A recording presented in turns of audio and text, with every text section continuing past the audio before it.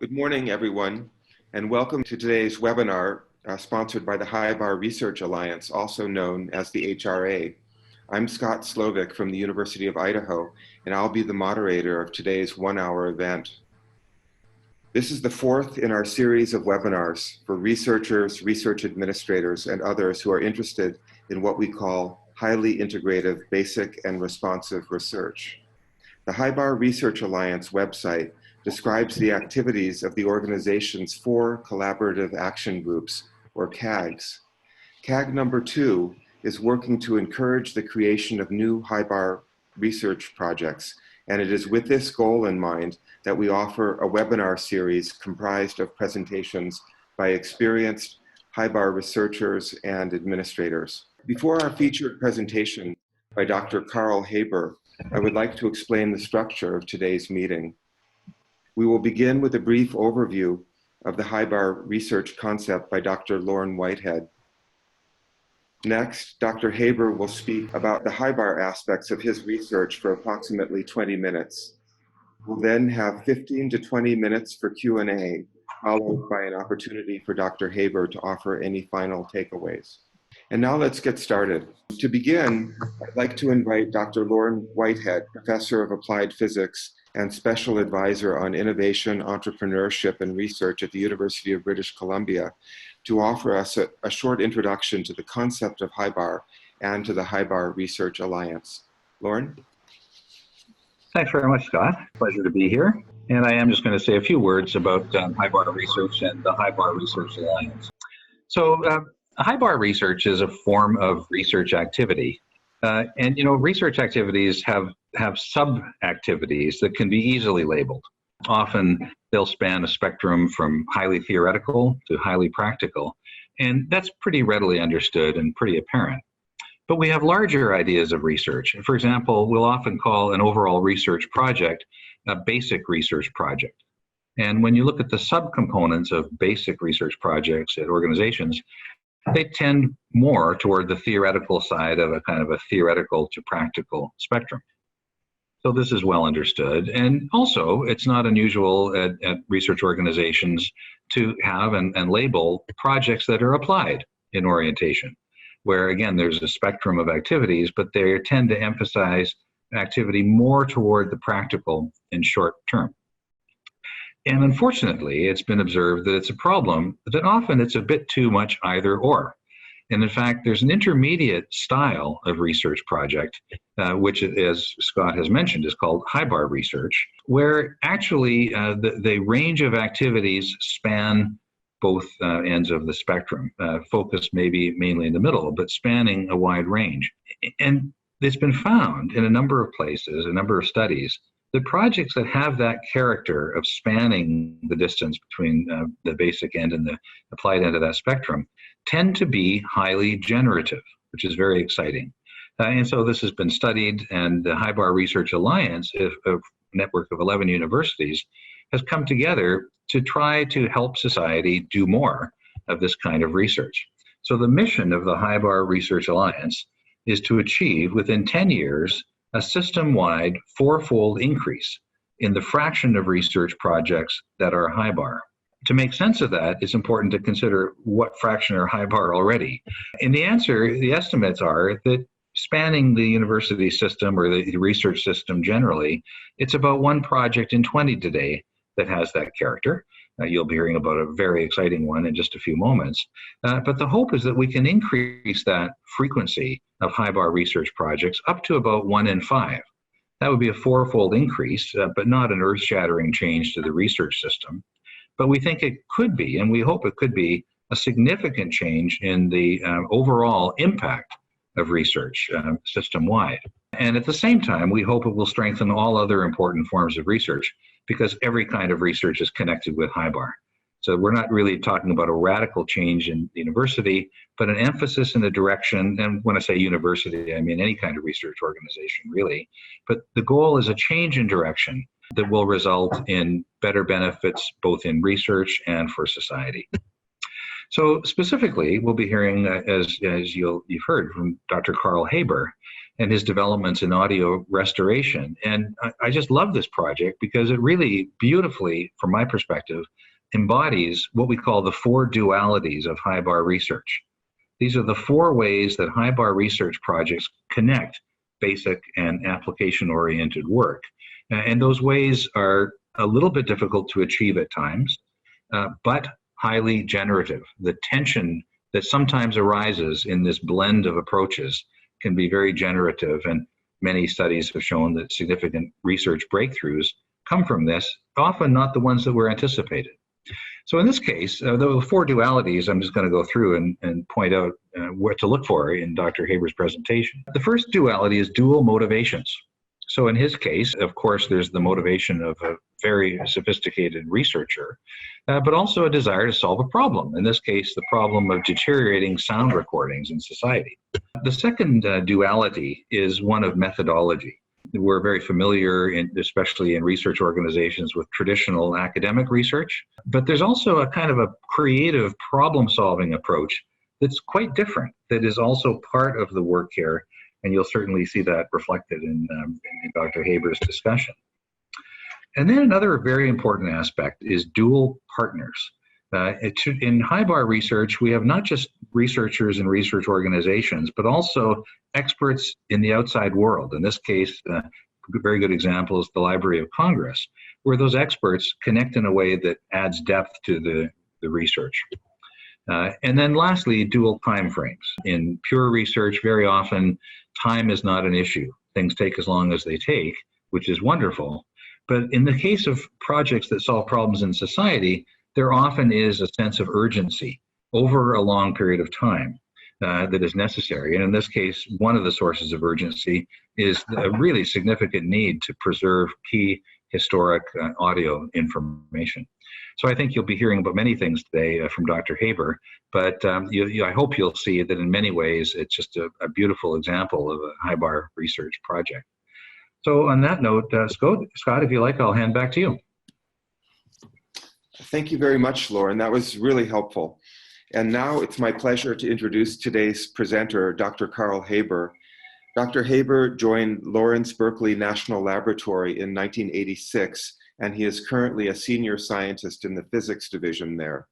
As he will explain in today's talk, he's been working on the preservation and restoration of recorded sound for nearly 20 years, collaborating with archivists at such public institutions as the Library of Congress, the Thomas Edison National Historic Site, and the Smithsonian Institution, among others.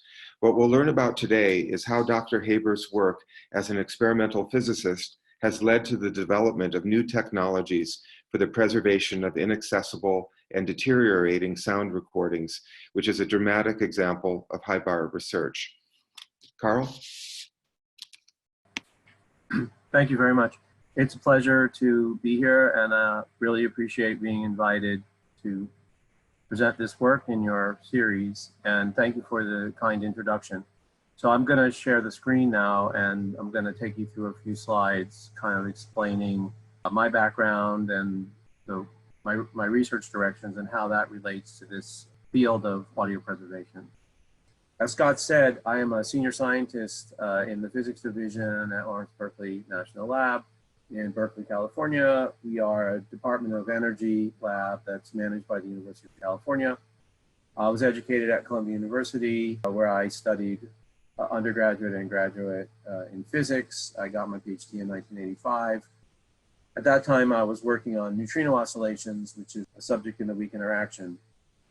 And then from 1985 until about 2000, I was involved with a project at Fermilab in Batavia, Illinois, which is called the Collider Detector. And we developed a range of precision detectors for tracking particles that eventually were used in the discovery of a particle called the top quark. Around 1985 and extending until the present time, I've been developing related devices for use in an experiment called ATLAS, which is located at the Large Hadron Collider at CERN in Geneva, Switzerland.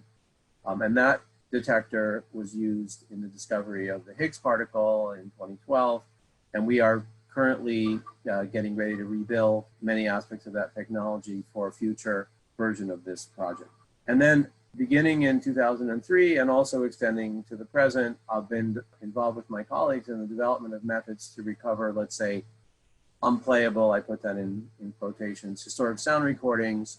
As part of that, we've restored some of the earliest known sound recordings in history. My main interest is in both these contexts in the development of instrumentation and data analysis methods for physics research.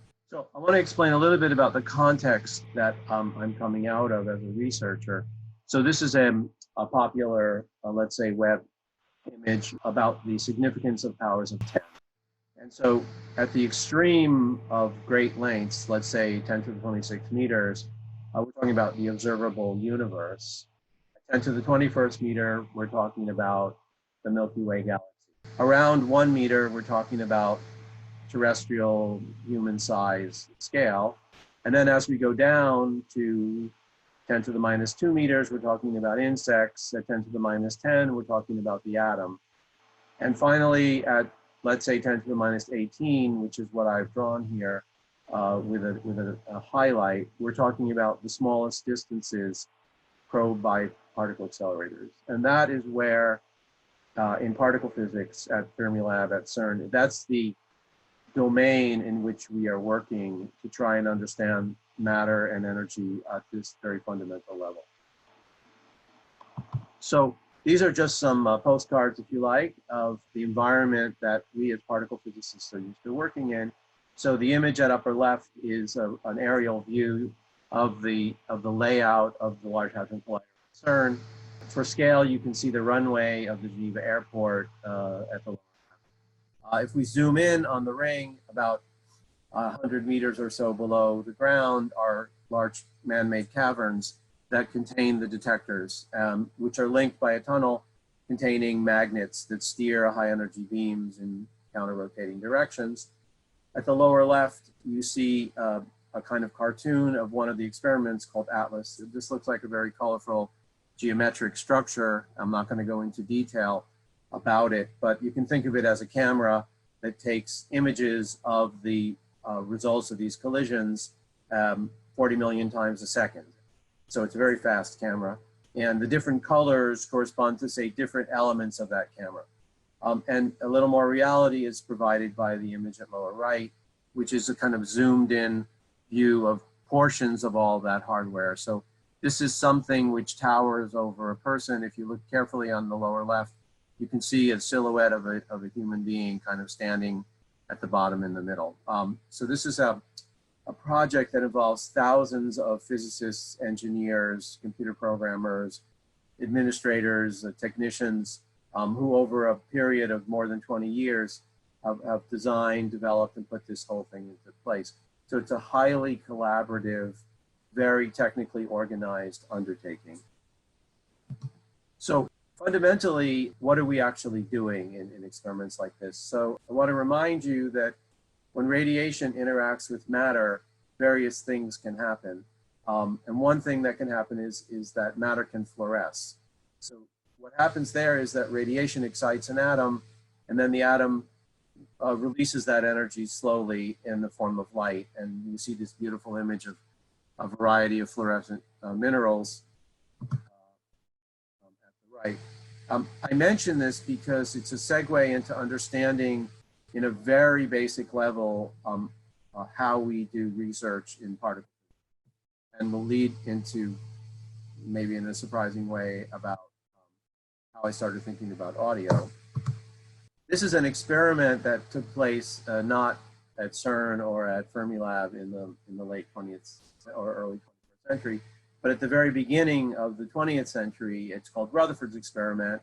The experiment sort of started around 1909 under the direction of Ernest Rutherford, and his students and colleagues, Marsden and Geiger, were directed by Rutherford to perform an experiment where they sent a beam of radiation, alpha particles, at a very thin gold foil.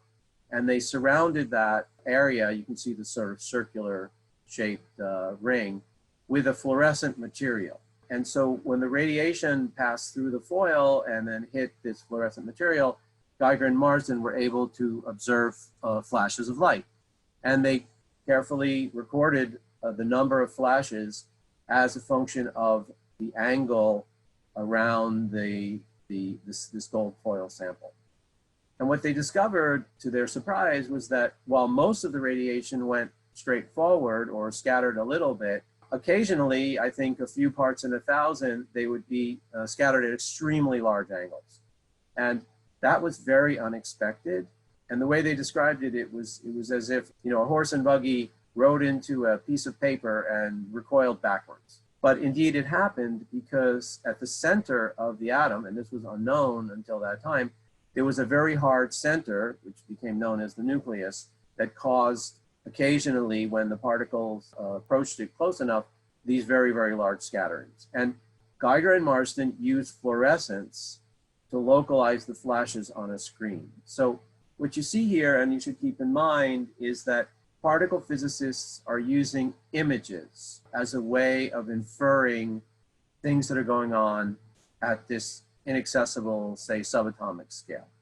Fast forward 50 or 100 years later, particle physics still relies heavily on the collection of images and the analysis of these images. And the picture that's shown here on the right is an image from what's called a bubble chamber, which is another type of detector that doesn't rely on fluorescence, it relies on other interactions of radiation and matter, but allowed physicists to accumulate very, very detailed images of subatomic phenomenon, which they could then analyze on a computer and infer all kinds of things about the existence of different kinds of particles, the regularities among their interactions, and so forth. And so as a particle physicist, I am immersed in this sort of mode of thinking about how you measure things based upon the use of images and the acquisition of information from images. Around 2000, I happened to be listening to the radio. There was a public affairs forum on our local national public radio station, or public radio KQED. And it was a speech given by Mickey Hart. Mickey Hart is a musician.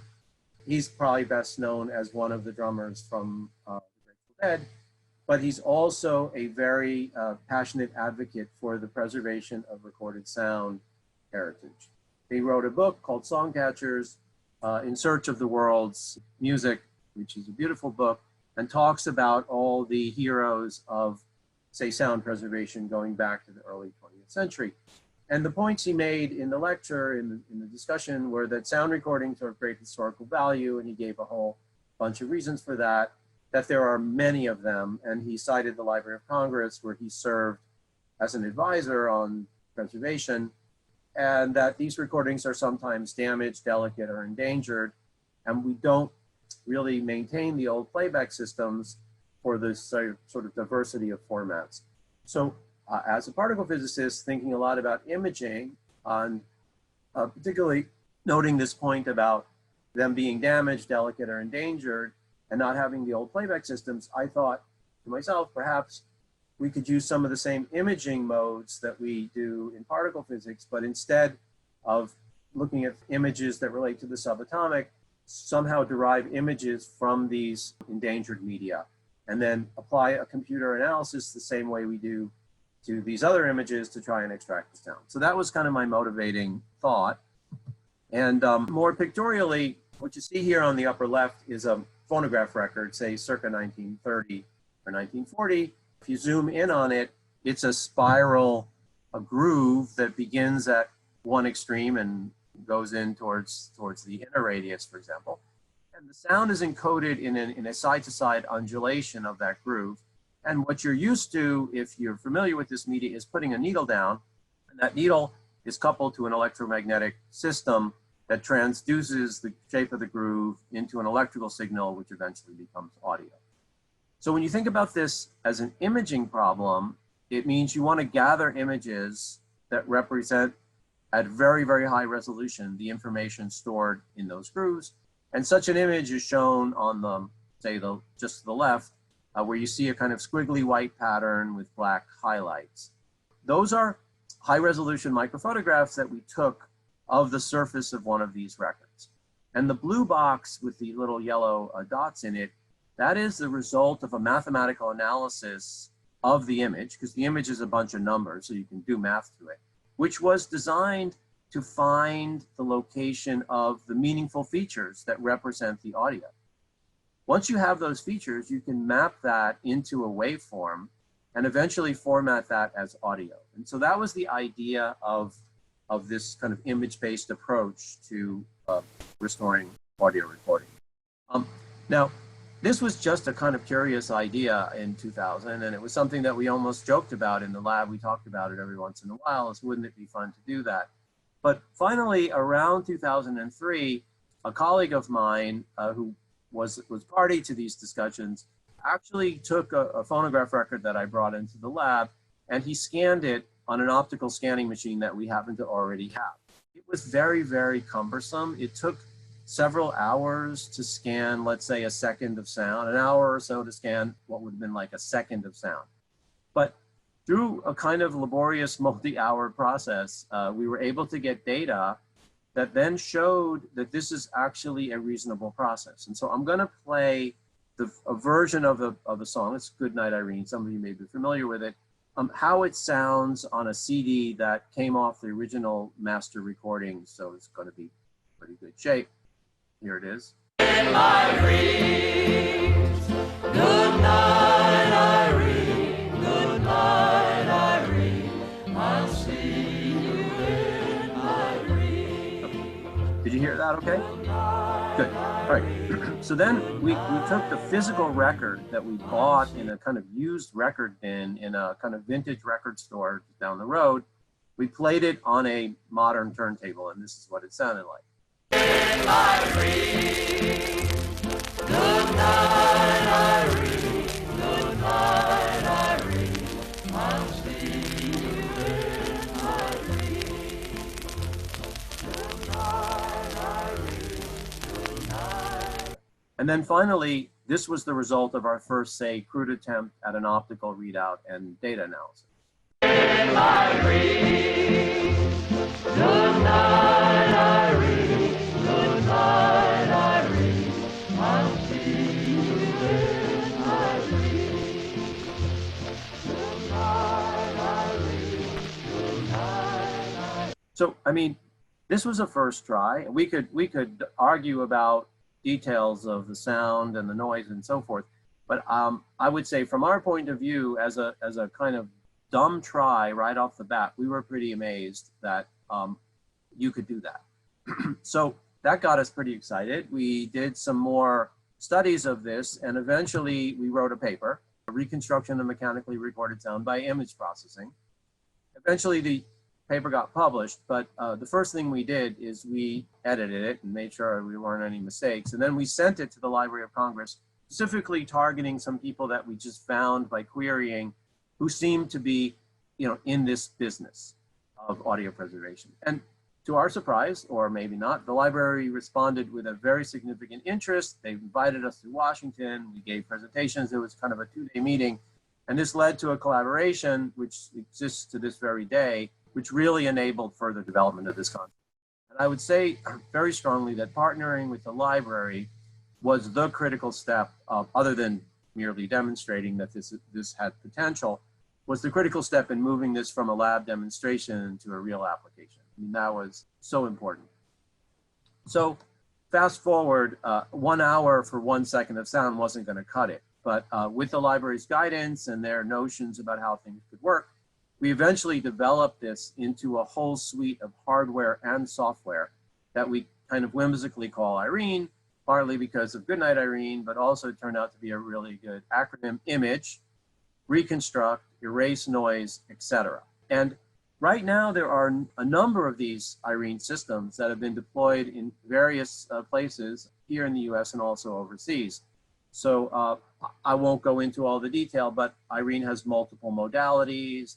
It has a lot of technology that we learned was necessary to control these measurements, but it can pretty much scan a recording in a few times its actual playback time. So let's say 3 to 5 to 10 seconds per second of audio, depending upon the way in which you want to do the scanning. So that's pretty reasonable. Now, it wasn't just the library. The library was our first collaborator, but we have tremendously benefited by a whole range of collaborations with other institutions.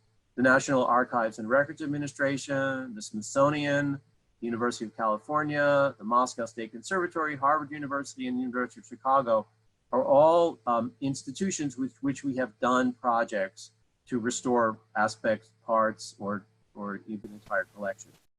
And then also very, very notable is the Northeast Document Conservation Center, which is a nonprofit center in Massachusetts that offers a whole range of conservation services.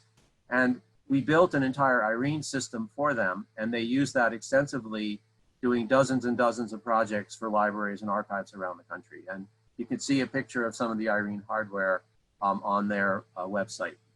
So here's just a partial list of projects that we've now done or are in the process of doing since the initial, let's say, demonstration in 2003.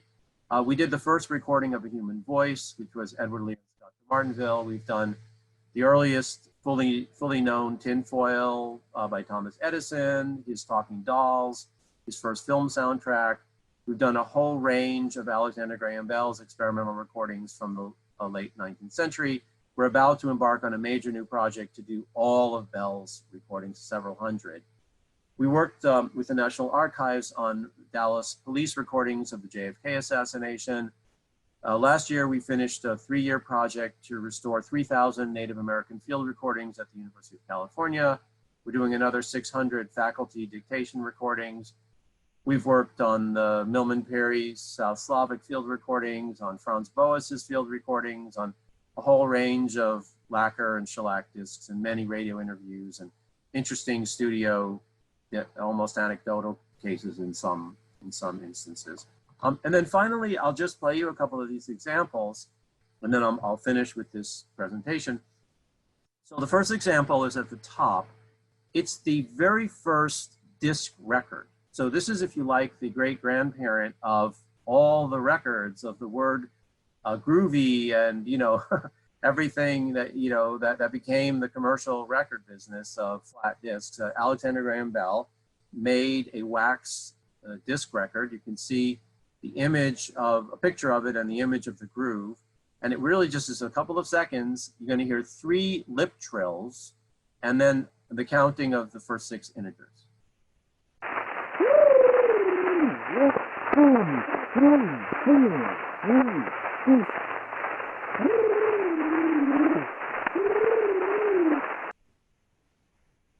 Okay, this is a California Native American cylinder from UC Berkeley.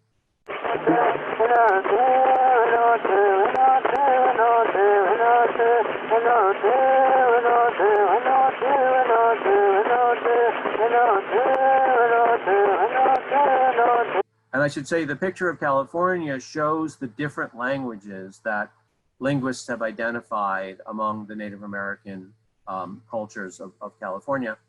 Okay, this is a recording on aluminum of Yugoslav folklore that Milman Perry collected in 1930.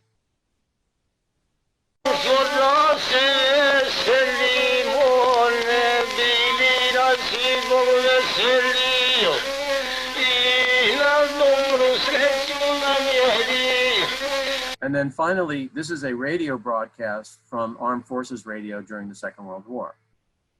When the lieutenant saw several of his men wounded in fires started by Japanese shells, he dashed from his shelter.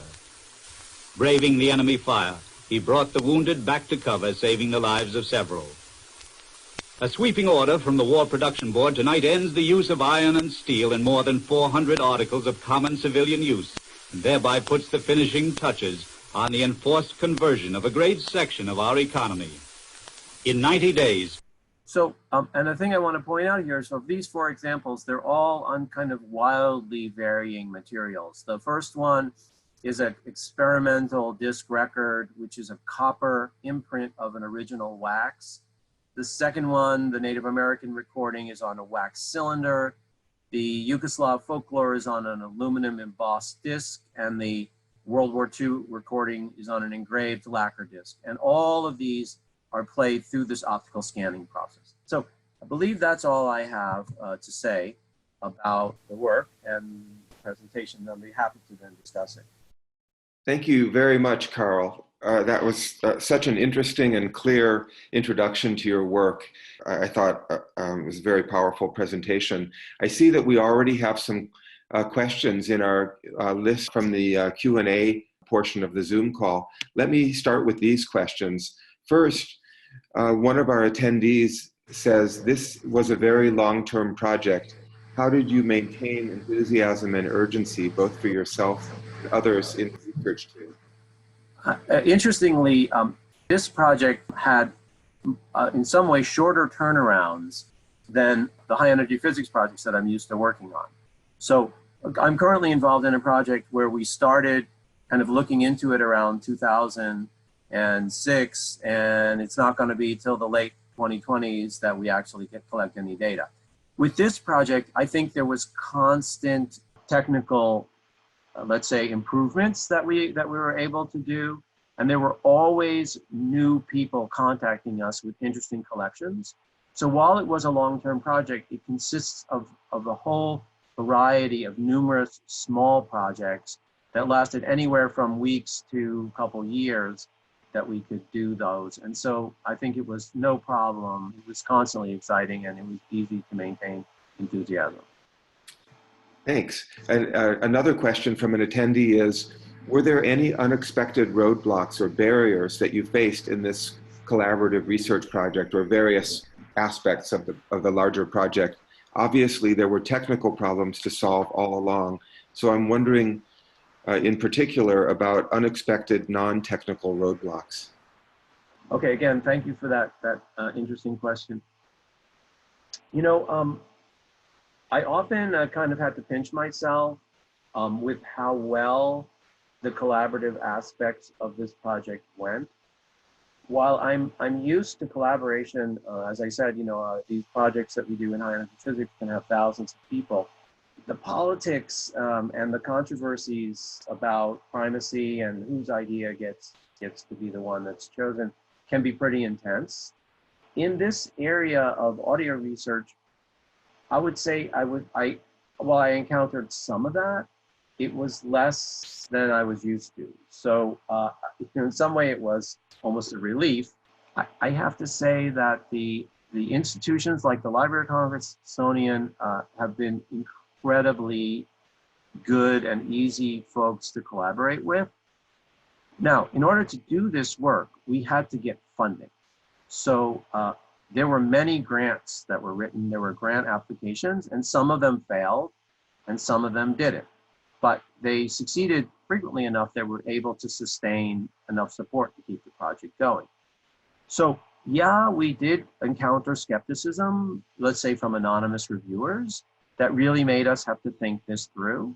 And I would say usually when they asked questions that led to, say, a grant application being rejected, or perhaps led to it being rejected, we carefully took that into account and tried to address it in the succeeding later applications, and I think that was successful. I would say the audio archive and the audio collectors as a community, mainly they were supportive and enthusiastic about engaging with us, but there is a certain amount of territorial aspects to that community, and there were people that felt that, you know, we were coming in with this, let's say, expensive and complicated technical approach, and they were used to playing their materials in a readily accessible, inexpensive way, and they were worried that we were going to sort of prevent them from getting access. We tried to point out that, you know, this is particularly aimed at things that you would maybe not be wise to play, but they have an urgent, you know, with normal methods. But some of them had an urgency, a kind of possessiveness about it. But I would say, yes, we encountered that, but it was not a major impediment. I mean, we've continued to make progress into significant collections in anything.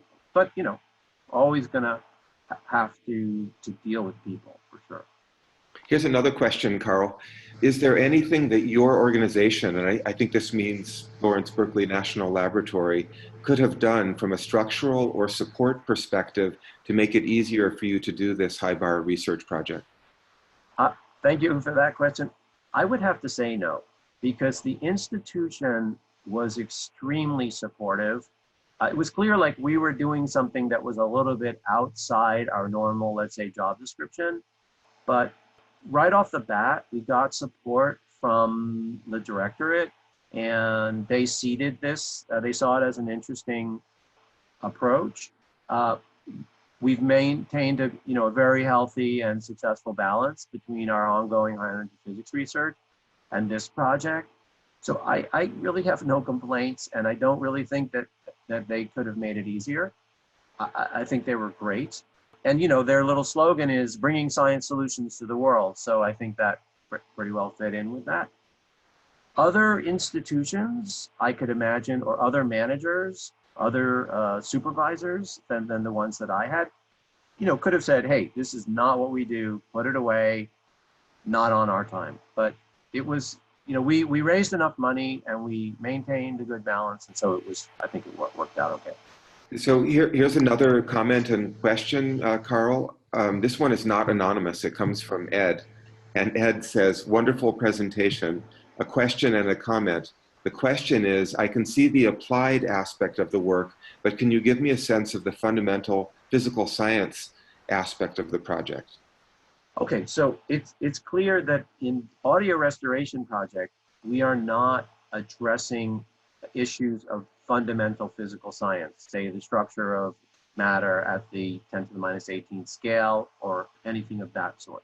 We are shedding insight onto the creative process of science and technological innovation and invention in the late 19th century, which it's very important that we understand the history of science and technology because it informs how we think about science and technology today.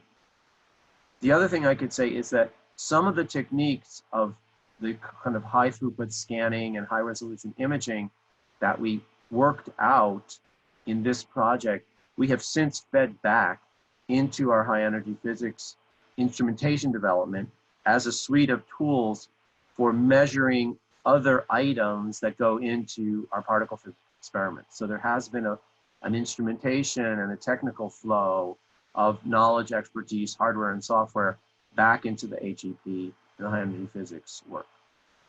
Thank you. And also Ed follows this up with a thought that it would be interesting to hear, then this may be slightly beyond your domain, but you probably know a bit about this, Carl. It'd be interesting to hear the complementary discussion of how the recovered recordings have been used. So it's one thing to recover them and make them accessible, but do you have a sense of how some of these materials, such as the Native American recordings, how they've been used now that they've been recovered and restored? Absolutely. Let's give a couple of examples. So in the case of the Volta Laboratory, this is Alexander Graham Bell's early research in the 1880s into how to make sound recording a practical technology. This led to a year-long exhibit at the Smithsonian National Museum of American History, which closed at the end of 2015, but exists hopefully in perpetuity as an online exhibit, which you can easily find if you Google Alexander Graham Bell, Hear My Voice. And in that exhibit, about 12 or 15 recordings that we recovered are featured, as well as a discussion of the recovery process, as well as all the historical materials about Bell and his work. So that's an example. It's educational, scholarly research, giving us insight into the history of technology. We are about to embark on a much larger Alexander Graham Bell campaign to essentially do every recording in the archive, some 400 or so of these. And that, I think, will result in scholarship, articles, books, and things that give us insight into the history of technology and science and invention. We just finished a program to restore 3,000 Native American field recordings that give information about some 50 different languages that were spoken in California among Native Americans. Here at the University of California, Berkeley, and in other places, there's an ongoing program called The Breath of Life, which was organized by Professor Hinton to work with Native American communities to revitalize their use of their languages. Some languages have no living speakers, some have a few. And there's a desire and an interest to get those languages back into use and not let them go extinct. there's a surprisingly large number of languages that go extinct every year in the world. So among the 3,000 recordings, the expectation is that some of these are used as material as part of Breath of Life and other language revitalization programs. Also, linguists who are doing research into the way languages grow and evolve will use those recordings as basic tools for their research projects. Those are great examples. Another attendee, Carl, asks, did you find any challenges in communicating meaningfully and productively with your project partners who came from very different fields than you did? For instance, the divergence between particle physics and library preservation. And if you did find any challenges, how did you overcome the challenges? And if not, what enabled you to communicate effectively from the start?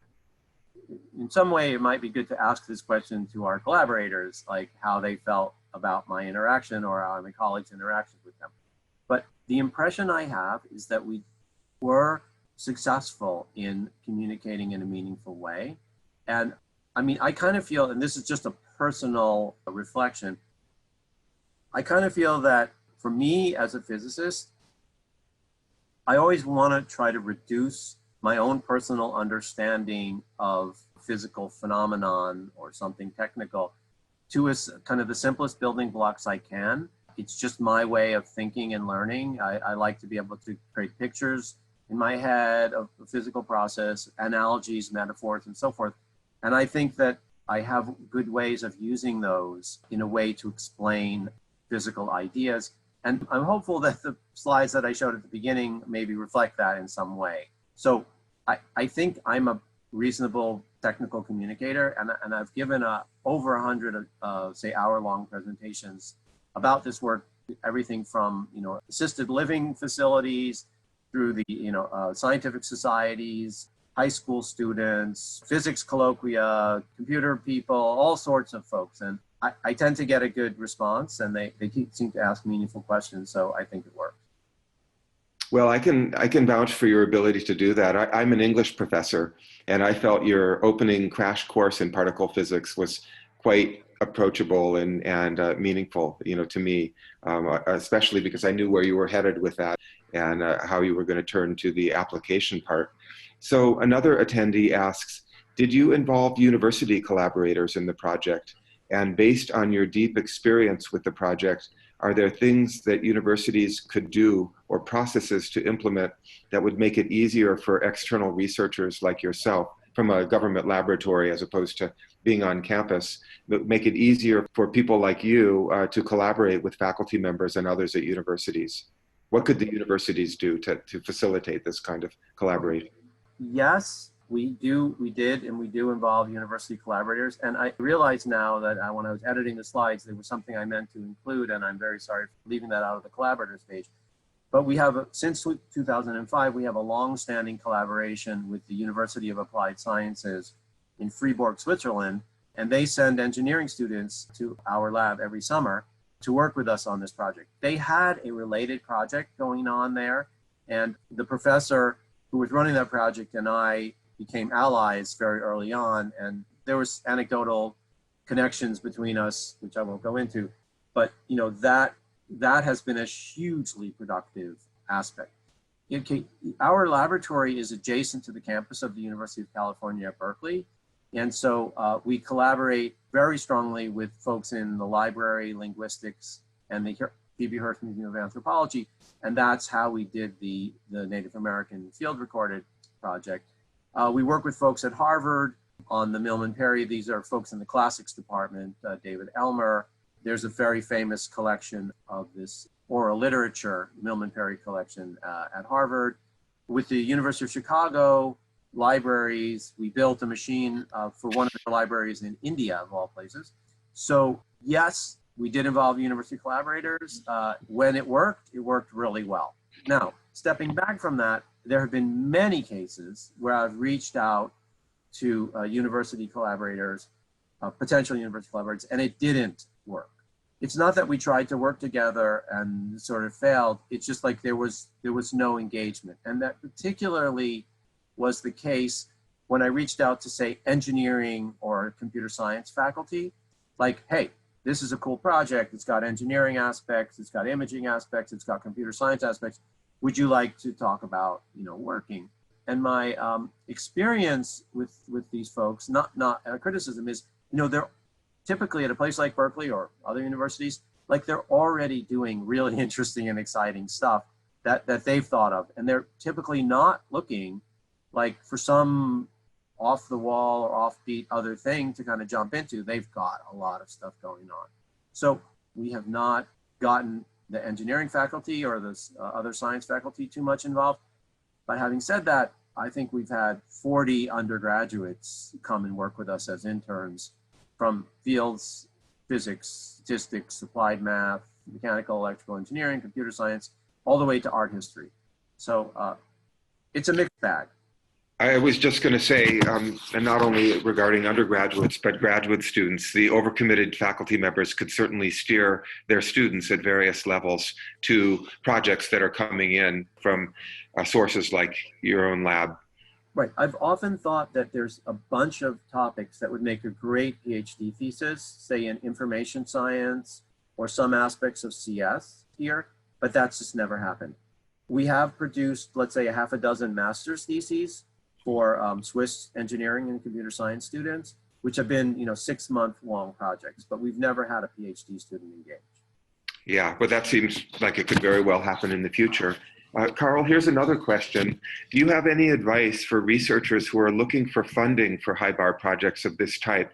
Often grant programs are targeting basic work or applied work, but not so often targeting HIBAR research that deeply integrates both. So ways to find funding may not be very apparent.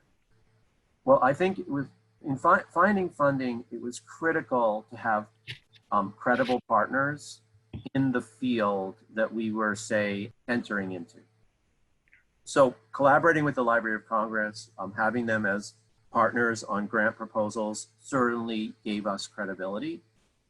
We were very fortunate that a bunch of public agencies in the US that are tasked with stewarding and protecting cultural resources, National Endowment for the Humanities, Institute for Museum and Library Services, and so forth, have funding lines on what they call preservation and access.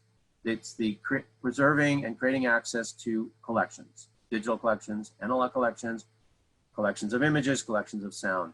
And so I found that they were actually pretty excited to have applicants coming from the hard physical sciences, what we might call the STEM fields. And it was a great meeting, a kind of win-win thing. They saw us as kind of a credible and new community coming in that could make substantial contribution. From our point of view, they were open and open-minded about getting together with new kinds of collaborators. So it really worked pretty well.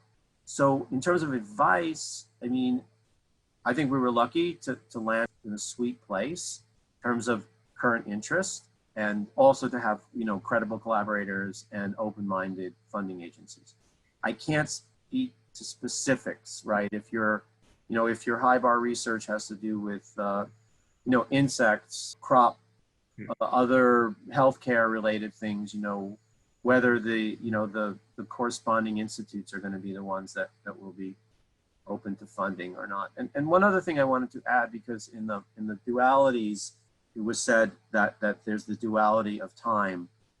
I do want to point out that, and I made this point many times, and I think over the years, and I think it went over well, is that digital media kind of emerged in the late 20th century, and the media that we were preserving kind of died out around that time. But it was sufficiently recent that there were still folks around that had some of the technical knowledge about how this media worked. And you could find the compilations, the papers, they hadn't all been, sent off to the dustbin. There was a certain immediacy about a technology that was dying out, that was going out of use, but there were still practitioners and interested people and experts that you could talk to, that you could mine their experience and their advice. And so I felt like it was the right time to do this project. Thanks. And Carl, I'm keeping an eye on the clock. And I'd like to hand this time over to you to offer any final takeaways that you think might be helpful to the attendees of this webinar. Well, I feel like I hit on a bunch of those prompted by all these really good questions. I can't overemphasize the importance of having good collaborators, having collaborators that are credible and are the institutions that are basically setting the agenda. I mean, institutions like the Library of Congress, I mean, they're setting the agenda for preservation, and that's really important. But in the end, you can go to the Library of Congress, you can go to the National Archives, but you have to find a person that wants to do this. And we were super fortunate in all of these institutions that we also had a hero, a champion, a person that really engaged. And in some cases, it was just luck. There was a individual at the Library of Congress whose father had been a physicist.